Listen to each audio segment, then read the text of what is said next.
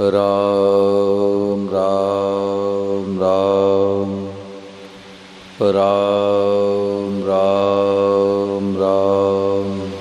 सबको राम जी राम राम। भगवते नमः, भगवते नमः, भगवते नमः। आज स्वामी महाराज जी ने याद दिलाया कि सदैव भगवान के कृपा की तरफ देखता रहे। जैसे छोटा बच्चा होता है, अब वो माँ कितनी दयालु है, कितनी कृपालु है, बच्चा इस बात को समझ नहीं सकता। वो तो सो रहा है तो माँ उसको उठा के दूध पिलाती है। गर्मी का दिन है, रगड़ रगड़ के स्नान कराती है, तो दूध पिलाती है तो भी रोता है, स्नान कराती है तो भी रोता है। सर्दी का दिन है, स्वेटर पहनाती है तो भी रोता है। तो रोता है बेसमझी के कारण से। अगर बालक को पता लग जाए कि माँ हमारी कितनी हितैषी है, कितनी दयालु है, तो बालक कभी रो ही नहीं सकता। ऐसे भगवान की कितनी कृपा हम लोगों के ऊपर है, इसको हम समझ नहीं सकते, मान सकते हैं। भगवान कृपा से मनुष्य मिला, भगवान की कृपा से भारतवर्ष में मिला। जितना भारत अध्यात्म में उन्नति जितना भारत के लोग किए हैं, उतना किसी देश वाले नहीं किए। जितनी धार्मिक आस्थाएं भारतवर्ष में है, किसी देश में नहीं है। तो भगवान ने मनुष्य से दिया, भारतवर्ष में दिया, गीता रामायण से परिचय कराया, सनातन धर्म में जन्म दिया, और परम सद्य स्वामी जी महाराज जैसे महापुरुषों की बातें पढ़ने सुनने को मिल रही है। ये भगवान की असीम कृपा है। स्वामी महाराज ने कहा कि जीवन मुक्त महापुरुष जिसको मिल गए, तो मानो भगवान ने अपना कलेजा निकाल के दे दिया। अब इससे बढ़ के क्या कृपा चाहते हैं। तो भगवान ने कितनी बड़ी कृपा कर दी कि ऐसे महापुरुषों का संग दे दिया, उनका साहित्य दे दिया। नहीं तो आज लोग बेचारे भ्रमित पड़े। एक हमारे मित्र हैं प्रोफेसर साहब जयपुर के, तो उन्होंने कहा कि एक शिविर में मैं गया, जगह जगह जाने से पता लगता है कि कहाँ पर क्या है। तो स्वामी महाराज जी के सत्संगी, परंतु मन में आई या मित्र साथी कहे होंगे कि चलो शिविर हो रहा है, उसमें आप भी चलो। तो बड़ी जानी मानी संस्था का शिविर। तो उन्होंने कहा कि जो उसमें मुखिया थे, उन्होंने कहा कि आप इस शिविर में लग जाओगे तो 10-11 जन्मों में कल्याण जरूर हो जाएगा। देखो सती जी, आप लग जाओगे शिविर में तो 10-11 जन्मों में कल्याण जरूर हो जाएगा। तो बोले मेरे घबराहट हुई, मैं कहाँ गया। उसमें आप भी गए हो। हाँ, तो बोले मैं घबराहट मेरे को हो गई। तो बोले कि जो है स्वामी महाराज जी तो कहते हैं कि अभी अभी दुर्लभ महात्मा बन जाओ, क्षणमात्र बन जाओ, और ऐसे सत्संग में आ गया कि कह रहे 10-11 जन्म लगेगा। हमारे से एक साधक बोले, किसी गुरु के शिष्य बोले कि गुरु जी ने कहा कि तुम्हारे इतने पहाड़, 20 पहाड़ पाप के हैं और 15 पहाड़ जल गए, 5 बाकी है। अब 3-4 जन्म में अभी लेना पड़ेगा। देखो ये भ्रम, ये ज्ञान अज्ञान ही अज्ञान है, कोरा ज्ञान है। जब तक असली जीवन मुक्त महापुरुष नहीं मिलते तब तक सुलझी बातें नहीं मिलती, उलझाने वाली बातें मिलती है।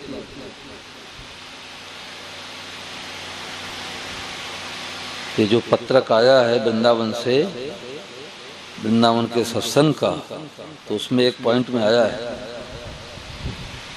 कि जिनको भगवत प्राप्त महापुरुष मिल गए उनके लिए भगवान प्राप्ति बहुत सुगम है। कठिन किसके लिए है? जिनको भगवत प्राप्त महापुरुष नहीं मिले। कैसे? एक किसान था तो दिल्ली में उसका बेटा रहता था, तो उसने सोचा चलो खेती बाड़ी का काम इस समय नहीं है, बेटे से मिला हूँ।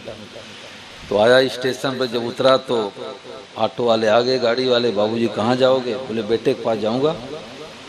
एड्रेस बताओ। बोले राकेश कुमार शर्मा। बोले बाबूजी इतने एड्रेस से थोड़े पहुँच पाओगे दिल्ली में? बोले हमें तो क्या एड्रेस होता है कुछ पता नहीं है, उसका नाम याद है बस। आया, 5-10 दिन घूमा टहला, डोर टू डोर घूमता रहा कि राकेश का घर ही है क्या? बोले नहीं, यहाँ कोई राकेश नहीं रहता। साल 2 साल के बाद फिर उसके मन में आई कि चलो, तो उसको याद आ गया कि एड्रेस क्या होता है। अब हम तो पढ़े लिखे हैं नहीं, तो बेटी से कहा बेटी मैं दिल्ली में जाता हूँ, तो ऑटो वाले गाड़ी वाले कहते एड्रेस बताओ। बेटे का एड्रेस क्या होता है? बेटी पढ़ी लिखी थी, तुरंत लिख दी, मुखर्जी नगर 522 नई दिल्ली। कागज में रख लिया, कागज पॉकेट में रख लिया। जब स्टेशन पहुंचा तो आ गए ऑटो वाले, टैक्सी वाले, बाबूजी कहाँ जाओगे? एड्रेस बताओ। बोले हम तो पढ़े लिखे हैं नहीं भाई, देखो इसमें लिखा है। बोले 200 रुपये निकालो, आधे घंटे में पहुंचा देता हूँ। उसने कहा पिछले बार मैं 10 दिन 15 दिन घूमता रहा, पहुंच नहीं पाया, अब आधे घंटे में कैसे पहुंचा दोगे? बोले एड्रेस मिल गया। ऐसे ही जीवन मुक्त महापुरुष जिनको मिल जाते हैं, एड्रेस मिल गया। क्या एड्रेस मिल गया? कि कहाँ तक पहुँचना है, कि ओ हो सब रूपों में भगवान ही बने। अब ये हम लोग के पास कोई पुरुषार्थ है क्या? कोई अपनी शक्ति से जान सकते हैं क्या? बहे बहाए जाते थे लोक वेद के साथ, और रास्ते में सतगुरु मिले दीपक दीना हाथ। दीपक दीना हाथ वस्तु दिया लखाए, और कोटि जन्म का पंथ था पल में दिया पहुंचा। कोटि जन्म, करोड़ों जन्मों का रास्ता था, पर तो पल में पहुंचा दिया कि ओ हो सत्संग तो इतना ही है कि सब रूपों में भगवान ही बने हैं। अब या तो अमेरिका जाकर के वीजा टिकट बनाओ, मैंने सुना खाते में रुपया हो वही जा सकता है, हमारे जैसे लोग वो भी नहीं जा सकते, खाता ही नहीं है। तो अब वहाँ पर जावे, 1-2 लाख रुपया खर्च करके जावे, 5-10 दिन रहे, फिर आकर के कहे भाई अमेरिका देश होता मैं देख के आया हूँ। और दूसरा उपाय क्या है कि अब अरुण जी अमेरिका गए हैं, साधक हैं, झूठ बोलेंगे नहीं, हमने विश्वास कर लिया कि अमेरिका देश है। तो ऐसे ही या तो जा कर के मानो और या तो जानकार की मानो। तो जानकार की मान लो कि ओहो स्वामी महाराज जैसे महापुरुष कहते हैं कि मैं ठगाई नहीं करता हूँ, झूठ नहीं बोलता हूँ, धोखा नहीं देता हूँ।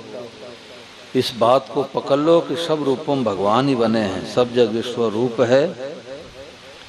भलो बुरो नहीं कोई, जिनके जैसी भावना तैसो ही फल हो।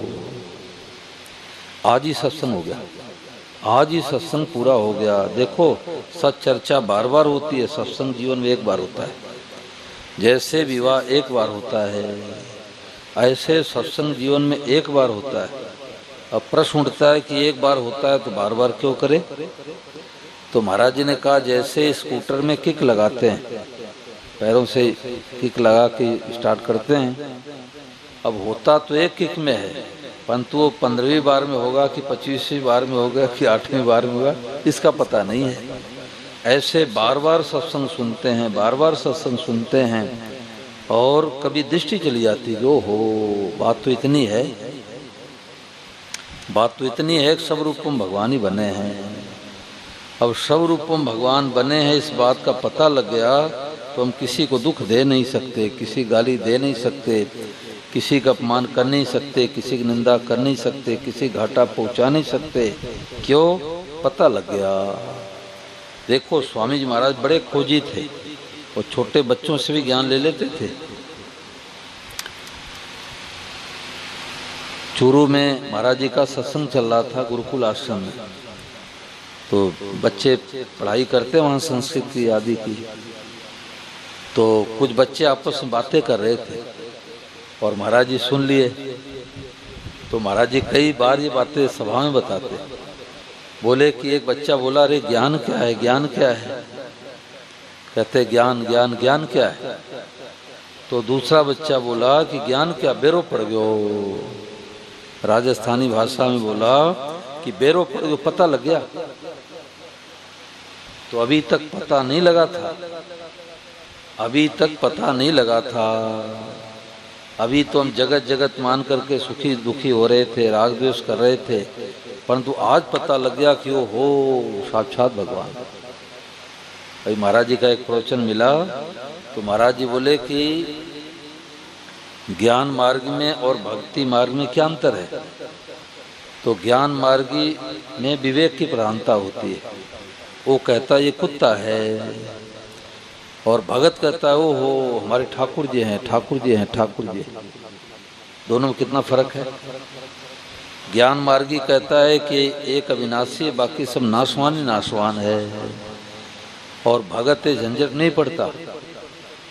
वो कहता है सत सच्चा हम अर्जुनम, सत सत सब भगवान कहते मैं हूँ।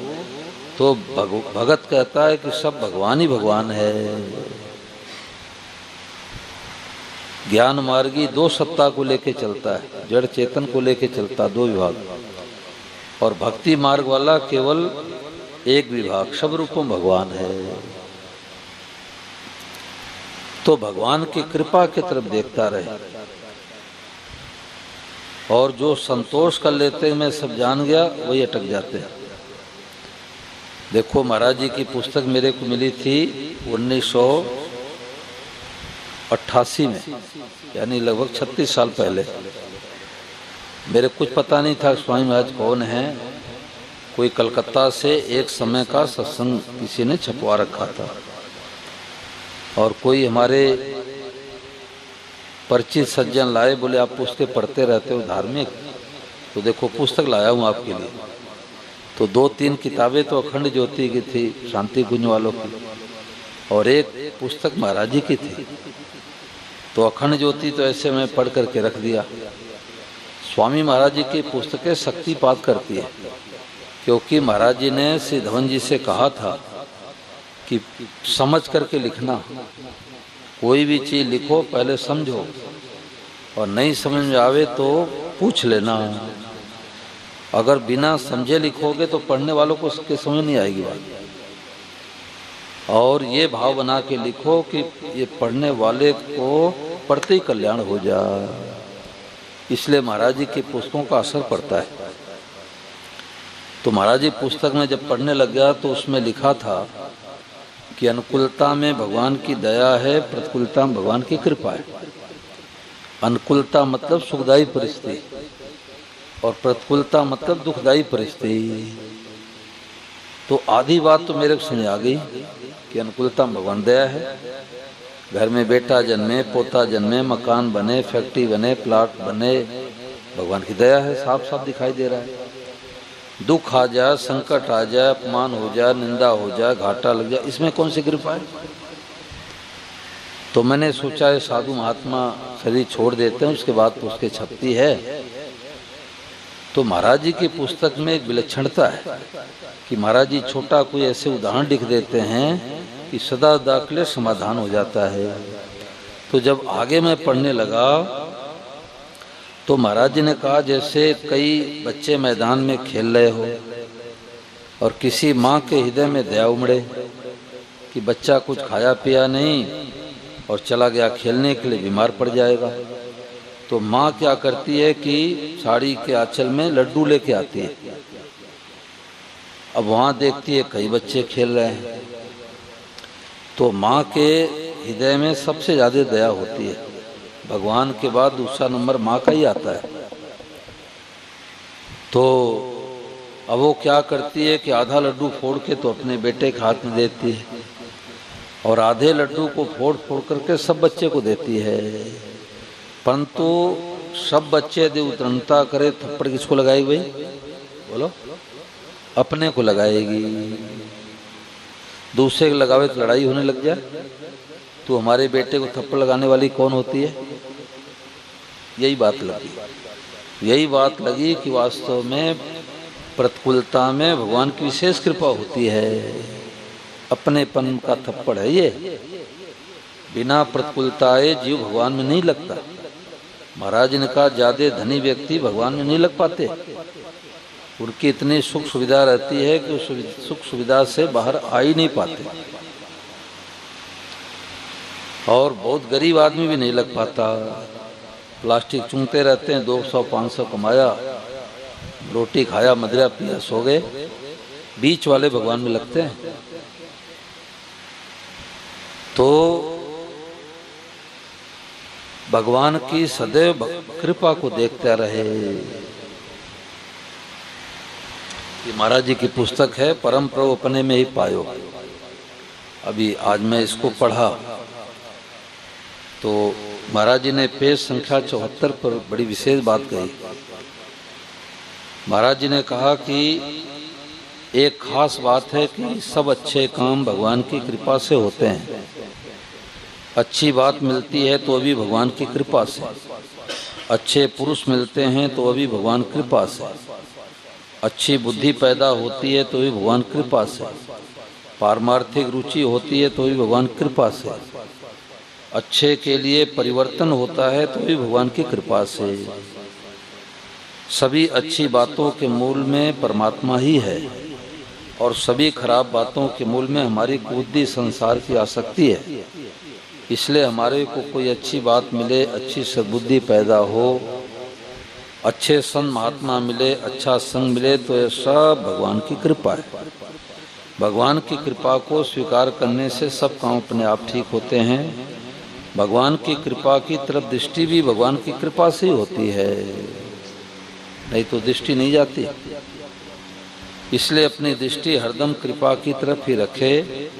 इससे बहुत विलक्षणता होगी, आश्चर्यजनक कार्य होगा। अपने पर कितनी अलौकिक कृपा है इसको हम अपनी बुद्धि से जान नहीं सकते। हमारी बुद्धि में इतनी ताकत नहीं है जो भगवान की अलौकिक कृपा को समझ सके। परिणाम सामने आने पर ही चेत होता है कि यह भगवान ने कृपा की। हम विचार करके देखें तो हम उस कृपा के योग्य नहीं हैं, परंतु वास्तव में कृपा अयोग पर ही होती है। योग पर कृपा किस काम की? भगवान की कृपा समझ में नहीं आती। अगर समझ में आ जाए तो स्वतः स्वाभाविक ही कल्याण हो जाए। इसलिए मेरा सबसे कहना है कि भगवान की कृपा मानकर प्रसन्न रहो। अनुकूल से अनुकूल परिस्थिति में भगवान की कृपा है, और विपरीत से विपरीत परिस्थिति में भगवान की कृपा है। सुख में भी भगवान कृपा है और दुख में भी भगवान कृपा है। आगे महाराज जी ने कहा कि इन दोनों में भी देखा जाए तो दुख में विशेष कृपा है। दुख आने पर जीव भगवान में तेजी से लगता है। एक वकील साहब मिले राजस्थान में, तो उन्होंने कहा प्रतिकूलता हवाई जहाज की यात्रा है। प्रतिकूलता हवाई जहाज की यात्रा है। बोले मैं कार में जाता था वकालत करने के लिए, और बढ़िया कपड़े पहनता था, खूब पैसे हमारे जेब में रहते थे। तो हमारे कई मित्र आगे पीछे घूमते थे, और स्वामी महाराज जी का सत्संग मिला कि झूठ कपड़ बेईमानी नहीं करना है। तो अब मैं फटा हुआ भी शर्ट पहनता हूँ तो मेरे को बड़ा आनंद मिलता है। उस समय शांति नहीं मिलती थी, अब फटा हुआ शर्ट पहनने में शांति मिलती है। और मित्र साथी सब छट गए, मित्र साथी सब छट गए, परंतु हमारे को शांति मिल गई। तो कहते हैं कि प्रतिकूलता हवाई जहाज की यात्रा है, नहीं तो अनुकूलता में आदमी गफलत करता है। धन के अभिमान में फूलता है और भगवान को भूलता है, और जब प्रतिकूलता आती है तो भगवान उसको मीठे लगते हैं, प्यारे लगते हैं। देखो वृंदावन में पिछले सत्र में एक ऐसी विलक्षण बात मिली जो 35 सालों मेरे को नहीं मिली थी। सत्संग बार बार करने से, पुस्तकें बार बार पढ़ने से भगवान कृपा से दृष्टि जाती है, नहीं तो पढ़ते रहे, पढ़ाते रहे, सुनते रहे, सुनाते रहे, दृष्टि नहीं जाती। श्री धवन जी जो महाराज जी के पुस्तकें लिखा करते हैं, उन्होंने एक बड़ी विलक्षण बात बताई। क्या बात बताई? उन्होंने कहा हर मनुष्य के, हर साधक के, हर भाई बहन के जीवन में दो खाइयां हैं, दो गड्ढे हैं। एक निराशा की खाई, एक अभिमान की खाई। एक निराशा की खाई, एक अभिमान की खाई। तो अपने कमियों के तरफ देखेगा तो निराशा खाई गिरेगा कि अरे हम 20 साल सत्संग कर रहे हैं, हमारे अंदर क्रोध कैसे आ गया, हमारे अंदर लोभ कैसे आ गया। अब निराशा खाई गिरेगा। और अपने अच्छाइयों की तरफ देखेगा तो अभिमान के खाई गिरेगा। ये तो 8 बजे तक सोते हैं, हम 4 बजे प्रातः काल उड़ जाते हैं, अभिमान के खाई में गिरेगा गिरेगा। बोलो अरुण जी, अभिमान खाई में गिरेगा गिरेगा। अच्छाइयों का अभिमान बुराई का जड़ है, अपने को पता नहीं लगेगा। तो उन्होंने कहा तो क्या करे, भगवान कृपा की तरफ देखो, न निराशा के खाई में गिरो, न और न अच्छाइयों के खाई में गिरो। तो क्या करे, भगवान कृपा की तरफ देखो। हमारे में जो भी थोड़ी बहुत अच्छाई दिख रही है, ये भगवान कृपा है। भगवान कृपा नहीं हो, पता नहीं कब बुद्धि खराब हो जाए, कब आदमी पागल हो जाए। कोई जान करके पागल बनना चाहता है क्या? है? बुराई नहीं, बुराई तो अपने से आती है, और अच्छाई जो आती है वो भगवान कृपा से आती है। बुराई तो हमारी की हुई है, अच्छाई में भगवान की कृपा है। तो इतनी बढ़िया बात लगी कि दो खाइयां हैं, निराशा और अभिमान। तो कमी की तरफ देखेगा तो निराशा खाई में गिरेगा, अच्छाइयों की तरफ देखेगा तो अभिमान के खाई में गिरेगा। तो क्या करे, सदैव भगवान कृपा की तरफ देखे। हमारे ऊपर भगवान कृपा है। अगर भगवान कृपा नहीं होती तो घर बैठे ये स्वामी महाराज जी की वाणी कानों में सुनने को नहीं मिलती। अब उसका कदर करे, उसका सम्मान करे, उसका आदर करे।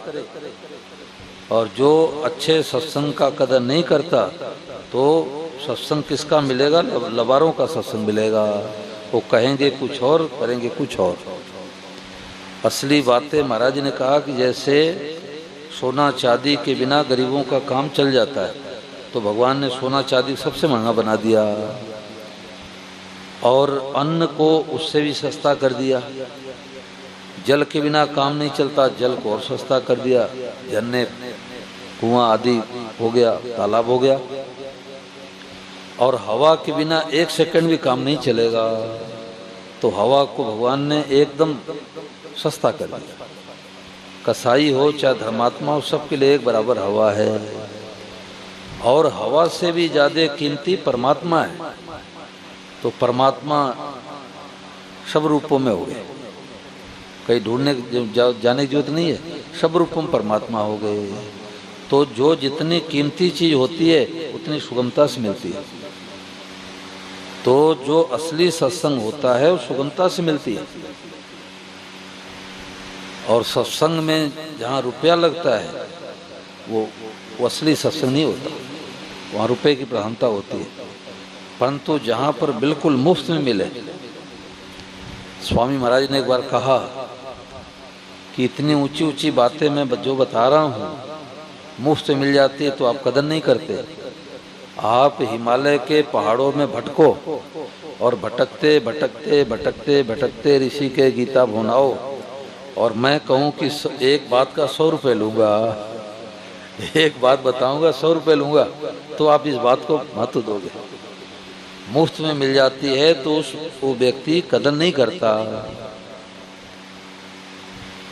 पहले अभी यहाँ से वृंदावन जाना कितना सुगम है, 3 घंटे 4 घंटे पहुँच जाओ। और कोरोना काल में एप्लीकेशन देना पड़ता था कि हम वृंदावन जाना चाहते हैं, हम तो आके दिल्ली में फंस गए, तो अनुमति मिलती थी तो जा पाते थे। तो जो सुगमता से मिल जाती है उसका हम कदर नहीं करते। तो सदैव भगवान की कृपा की तरफ देखो। तो स्वामी महाराज कहते भरत जी महाराज जब राम जी को मनाने के लिए जा रहे हैं तो उनकी 3 दशा हो रही है। जब अपने माँ की याद आती है कैकेयी की तो पैर पीछे पड़ने लग जाते हैं। हमारी माँ ने 14 वर्ष के लिए वनवास भेज दिया, कौन सा मुँह लेके जाऊं भैया को मनाने के लिए। और जब अपने तरफ दृष्टि जाती है कि हमारे कारण से तो वनवास जाना पड़ा, तो रुक जाते हैं। और जब राम जी के स्वभाव की तरफ दृष्टि जाती है तो जल्दी जल्दी जाने लगे। जब समझत रघुनाथ स्वभाव तब पथ परत उताइल पाऊ। तो अपने कमियों की तरफ देखेंगे तो निराशा खाइम गिरेंगे, अपने अच्छाइयों की तरफ दृष्टि जाएगी तो ईमान खाइम गिरेंगे। तो क्या करे, भगवान की कृपा। जो भी अच्छाइयाँ है हो रही है भगवान की कृपा है। और एक एक व्यक्ति ये मान सकते हैं कि दुनिया में सबसे ज़्यादा हमारे ऊपर कृपा है। एक एक व्यक्ति सिंगल ये बात स्वीकार कर सकते हैं कि दुनिया में सबसे बड़े हम भाग्यशाली हैं। क्यों? यदि कृपा नहीं होती तो स्वामी महाराज जैसे महापुरुष की बातें से सुनने को नहीं मिलती। महाराज जी ने कहा कि करोड़ों अरबों व्यक्तियों को ऐसी बातें सुनने को नहीं मिलती। आप बाजार में जो सत्संगी हैं, सत्संग में रचपचे हैं, अब वो कुत्ते को देख के कहेंगे भगवते नमः, और कोई देख ले कहते हुए तो कहेंगे तो बावला है, तो बावली है। ये कुत्ते कह रहे भगवते नमः, ये तो पागल है। अरे पागल नहीं है, दुर्लभ महात्मा बन गया। दुर्लभ महात्मा दूसरों के दृष्टि में पैंट शर्ट पहन रखा है, दुर्लभ महात्मा बन गया। राजस्थान में गांव में कथा हुई तो एक लेक्चर साहब ने बताई बात। बोले कुछ बच्चे 15-20 साल 22 साल बच्चे सेवा दे रहे थे, टाट पट्टी उठा रहे थे, टेबल उठा रहे थे। तो एक बच्चा दूसरे बच्चे से बोला कि हमारे को ऐसे ऐसे मत समझना, मैं साधारण नहीं रहा, मैं 7 दिन कथा सत्संग सुना हूँ, अब मैं दुर्लभ महात्मा बन गया। अब बोलो, पहन तो रखा शर्ट पैंट और कह रहा मैं दुर्लभ महात्मा बन गया। तो दुर्लभ महात्मा कैसे? भाव बदल गया। भाव बदल गया कि अब हमको सब भगवान दिखाई दे रहे हैं। यही तो सत्संग है, यही सत्संग। अब इसमें कोई बात पूछो भाई, 5-7 मिनट और सत्संग चल जाए। इसमें कोई बात पूछो। हैं? हाँ, सत्संग करे।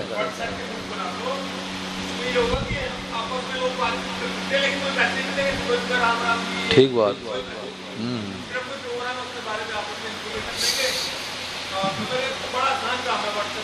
तो अब आपको अकल ज़्यादा है इस विषय में, क्योंकि आपने संस्था चला भी रखी है। तो आप शुरू कराओ, मैं तो आपको हेड बनाता हूँ।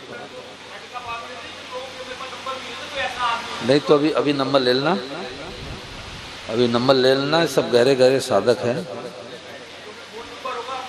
देखो मैं तो कहा करता हूँ कि रविवार के दिन एक दिन सत्संग रखो, तो फिर कैसे होगा? ये डॉक्टर साहब बहुत गहरे साधक हैं, सतीश जी हैं, अब ये राजेंद्र जी, सब बहुत गहरे साधक हैं। तो कम से कम एक हफ्ते में एक जगह से मिल करके चर्चा करो। महाराज जी कहते हैं चर्चा से बहुत लाभ मिलता है। स्वामी ने तो एक प्रवचन में कहा कि ऐसे मित्र बना लो, 1-2 ऐसे मित्र बना लो जो आपको याद दिलाता रहे कि अरे भूलना मत, सब भगवान है, याद दिला दो। हाँ, तो उससे बहुत लाभ होता है। आपस में चर्चा करने से बहुत लाभ होता है। नहीं तो संसार का राग द्वेष चढ़ जाता है, राग द्वेष से बह जाते हैं। अब मित्र कहेगा नहीं नहीं भूलना मत, सब रूपम भगवान है, याद आ गई। तो महाराज ने कहा कि ऐसे मित्र बनाओ, आप वही बात कह रहे हो कि ऐसे ग्रुप बनाओ, मित्र बनाओ जो सत्संग की बातें चलती रहे, और महाराज जी की पुस्तक ले करके सत्संग करो। मैं तो कहता हूँ सत्संग करो, इसी बहाने सब एकत्रित होंगे।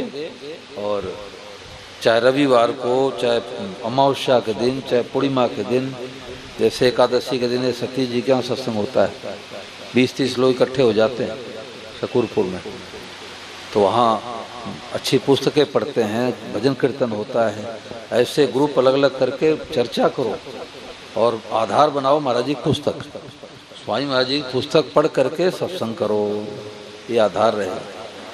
तो महाराज जी की पुस्तक पढ़ करके सत्संग करेंगे तो इधर उधर भटकेंगे नहीं, क्योंकि महापुरुषों की बातें हैं। हम लोग भी कोई भी बात कहेंगे तो महाराज जी को आधार मान कर करते हैं, अपने मन से कोई बात नहीं करते। तो महापुरुषों का, महापुरुष इंजन होते, इंजन मजबूत होता है तो सैकड़ों डिब्बे जुड़ करके दिल्ली से बम्बई पहुंच जाएंगे।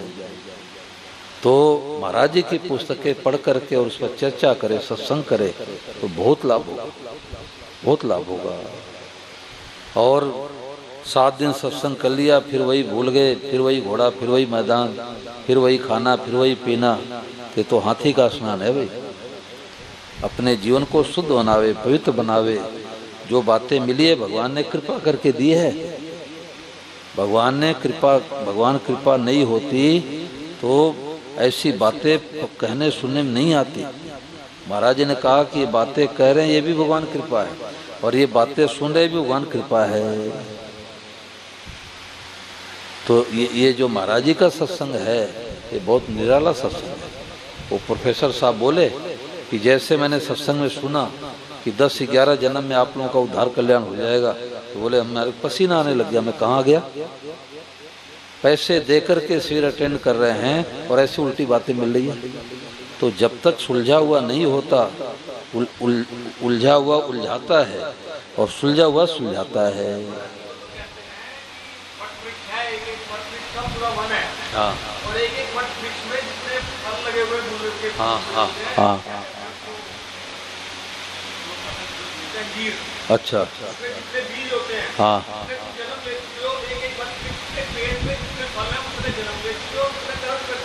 हाँ हाँ, ये बात तो ठीक है। हम लोगों के जन्म कितने हो गए इसकी गणना नहीं की जाती, यहाँ तक तो ठीक है। परंतु उद्धार होने में जब मनुष्य ही मिल गया तो टिकट मिल गया, तुम रेलगाड़ी में चढ़ने के अधिकारी हो गए। तो ऐसे मनुष्य से मिला कल्याण करने के लिए, और मनुष्य से ही मिलने पर हम यदि कल्याणी जन्म में नहीं कर पाएंगे तो क्या कुत्ता बिल्ली बनने पर कल्याण करेंगे? तो स्वामी महाराज ने कहा कि नहीं नहीं, मनुष्य से ही मिल गया तो अभी इसी क्षण कल्याण कर लो। किसी ने पूछा कि मरने के बाद कल्याण होगा, मुक्ति होगी कि अभी होगी, मरने के पहले होगी, मरने के बाद होगी?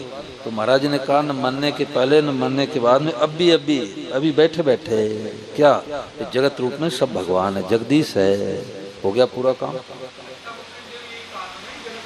हाँ हाँ